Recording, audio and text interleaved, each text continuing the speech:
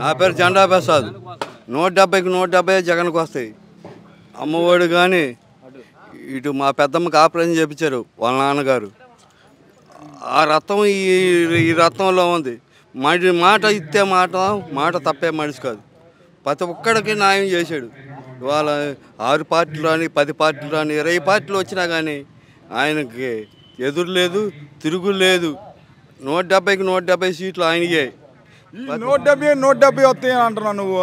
అసలు పవన్ కళ్యాణ్ అసలు గెలవని జగన్ అంటున్నా. ఈ పవన్ కళ్యాణ్ నా బోర్డు ఆయన. పవన్ కళ్యాణ్ అయితే నా బోర్డు సాధారణ ఆయన సినిమా యాక్టర్ మాత్రమే. జనాల్లో మనసులో ఉండాలి, ఇక్కడ గుండెల్లో ఉండాలి. ఏదైనా గుండెల్లో మనసు ఉండాలి. నీ గుండెల్లో ఉన్నా అంటావు జగన్. వాళ్ళ నాన్న ఉన్నాడు, ఆయన ఉన్నాడు.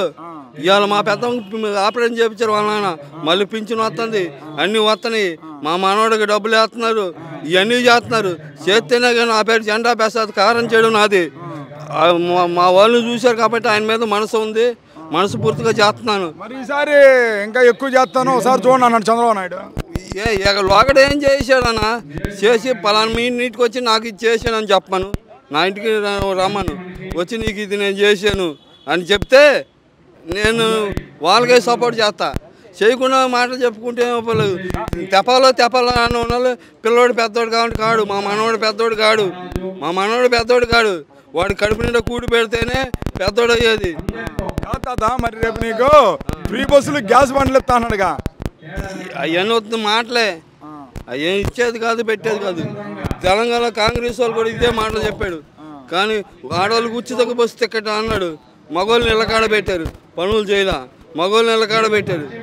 నేను చెబుతాం 100 మాటలు. అది కాదు, ప్రతి మానవుడికి అన్నీ లబ్ధి పొందాలి. అదే గవర్నమెంట్, అది ఆయనే దేవుడు. వైఎస్ రాజశేఖర రెడ్డి పోయి అని అంబులెన్స్ పెట్టాడు. తర్వాత ఇంకో గవర్నమెంట్ వచ్చిన తర్వాత దాని పెద్దలు పాలికి చింతపందులకి ఇనపగొట్లకు అమ్మారు. నేను చూసా చీరాల్లో, కానీ నేను రుచా పడుతున్నాను. నా రుచా కూడా పందెంలో పాగొట్టుకున్నాను. ఇవాళ జగన్ అనే వ్యక్తి వచ్చి జనాల మనిషి సేవ చేస్తున్నాడు.